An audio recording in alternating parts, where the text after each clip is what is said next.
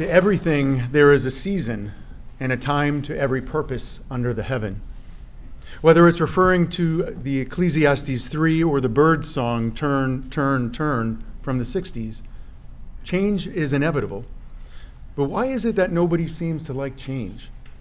Often, or most times in fact, change is necessary in helping us to develop our best selves, or maybe even better outcomes. Change is good, it's cathartic, and it's essential. But it can be scary when plagued by ambiguity. If existing in a vacuum, it may have a pebble in the pond effect or minimal effect.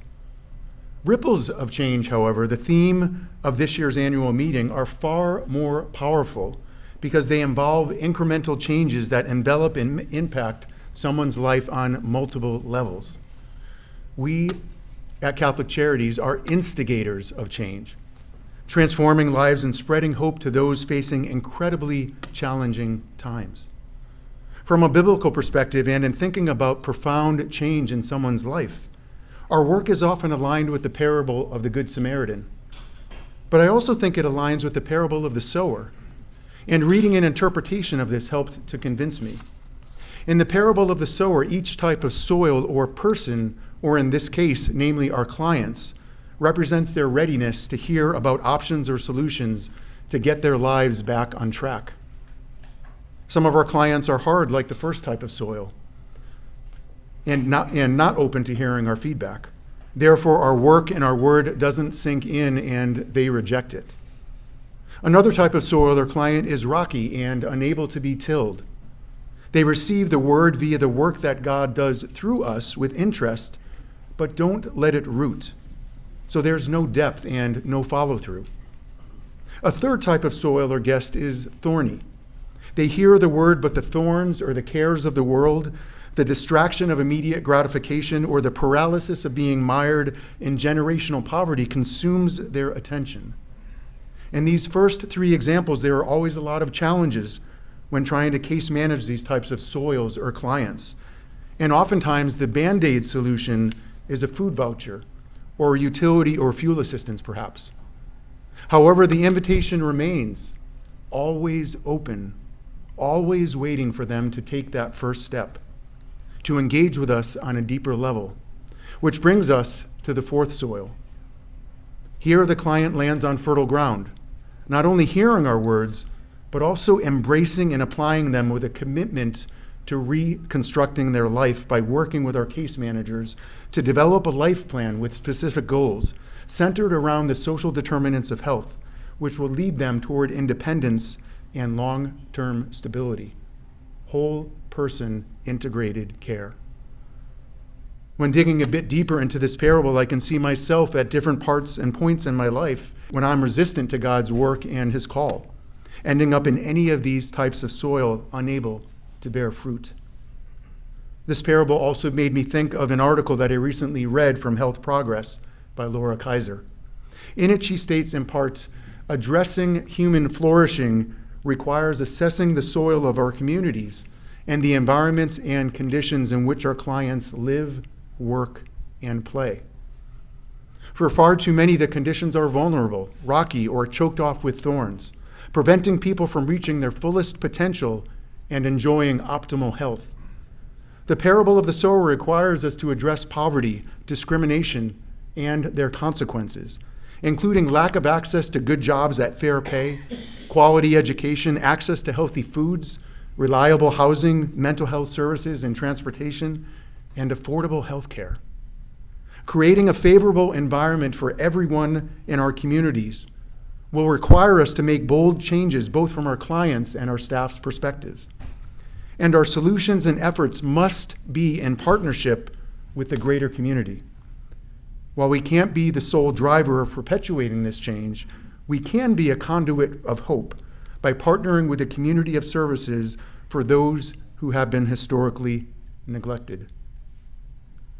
At Catholic Charities, we're not only called to meet the immediate needs of the poor and vulnerable, but to help reform the structural causes of poverty by administering programs that liberate them to be fully a part of society.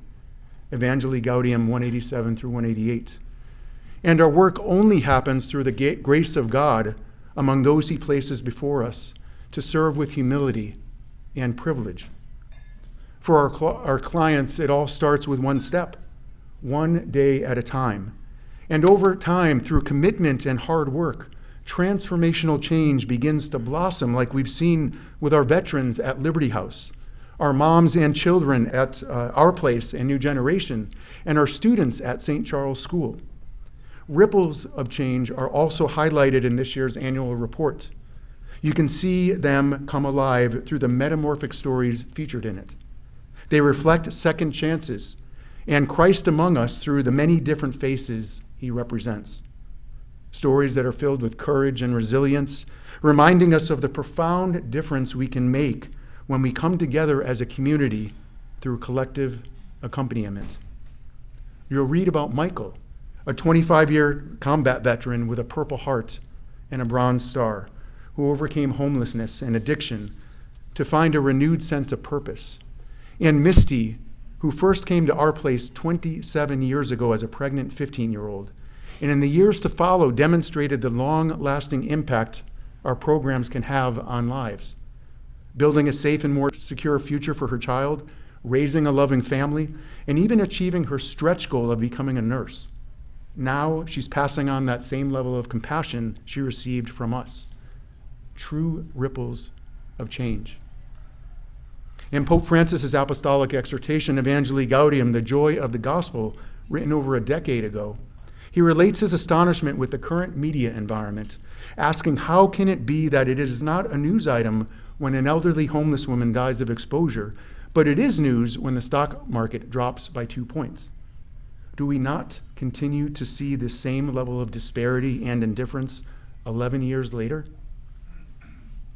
The church and our ministries cannot risk being a bystander. The Pope fears such a reality when he writes, "None of us can think we're exempt from concern for the poor or social justice.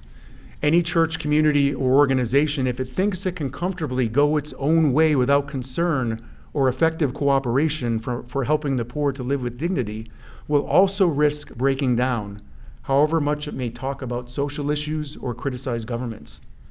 It can easily drift into a spiritual worldliness, camouflaged by religious practices, unproductive meetings, or maybe even empty talks. So how are we moving beyond talking about intractable social issues toward active engagement that drives change? This call to action is a critical imperative over which we obsess year after year.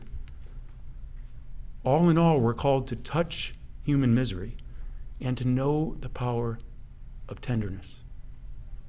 Whenever we do this, our lives become wonderfully complicated, and we experience intensely what it is to be a people, truly communing with one another on a level playing field as true missionaries and servant leaders, and answering the one hope of our calling, Ephesians 4:5. What a privilege. What a gift. Moving on to operations, we've had many successes over the past year. Our community services staff, who are in and of their communities, assisted well over 3,600 individuals and 8,600 household members with case management and financial support. This was a 36% increase from last year. Immigration Legal Services served 860 individuals, 30% more than last year, from 88 different countries. Wow. Caring Rides in Greater Manchester and Greater Nashua helped vulnerable seniors with transportation to critical medical appointments with nearly 20,000 volunteer miles driven. Interestingly, also in a time when isolation is a growing problem, our 225 volunteers in our caregivers program also made 1,000 reassurance calls to vulnerable seniors throughout the year. Monadnock at Home Senior Support Services in the western part of the state fulfilled 414 service requests. Liberty House, our transitional living veterans program in Manchester, served 17% more residents last year. These veterans obtained essential documents, key for building self-sufficiency, secured stable employment, and 5 of them regained their independence, moving into safe and affordable housing. The program also served 310 community vets with clothing, food, and other essential needs. New Generation in Greenland provided nearly 6,600 collective nights of shelter and case management for moms and children facing housing instability, serving 23% more individuals than last year. And for those who graduated from and into their stabilization program, 88% of those families retained their housing after 1 year, well above the average of similar programs. Of our counseling clients who moved from mental illness and distress toward mental health and who received over 1,600 hours of counseling, 41% benefited from $75,000 worth of charitable care in the form of free or reduced cost services. And finally, as we celebrate our 40th anniversary this month of one of our best known programs, food distribution to over 400 food pantries and programs across the state from the New Hampshire Food Bank totaled 16.4 million pounds of food last year. 2 days from now, after searching for several years for the right location and or property, we'll be opening a second food warehouse and distribution center in Berlin, an area of the state that has long been considered a food desert. Of note, almost 22% of children in Coos County are food insecure, close to 10% greater than the national average, the state average. So this new center will now allow us to provide better access and a greater volume of food to folks in the North Country, with the hope of driving down that food insecurity number. Thank you, Dominique, Eileen, Nancy, and Dennis for making this happen. Aside from this, we continue to embrace change on multiple fronts, mainly with staffing, as we adapt to the new normal of applicants' work expectations being very different than what they were pre-COVID. Despite this, and with a renewed focus on culture development, our values, Catholic identity, onboarding, etc., we reduced our gap of full-time equivalent positions in healthcare by 64% last year. Ultimately, this will help to drive better continuity and better quality of care for those we serve. In thinking about our nursing facilities, we aim to foster solidarity and to support the common good through our commitment to providing exceptional care. We're also proud that most of our 7 nursing facilities around the state are 4- and 5-star rated, and that 5 nursing facilities in our Catholic Charities portfolio won the coveted Pinnacle Quality Insights National Award for Superior Customer Satisfaction, 5 of only 6 in New Hampshire to receive this award.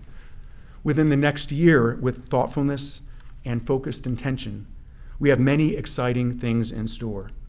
After exhaustive work, an inordinate amount of meetings, and an eagle eye toward every iota of detail, Jeff Lefkovich, our Executive Director of Real Estate and Affordable Housing Development, with the support of our venerable CFO, David Hildenbrand, has led us to breaking ground last month on our new 96-unit, 2-phase senior affordable and workforce housing project in Peterborough.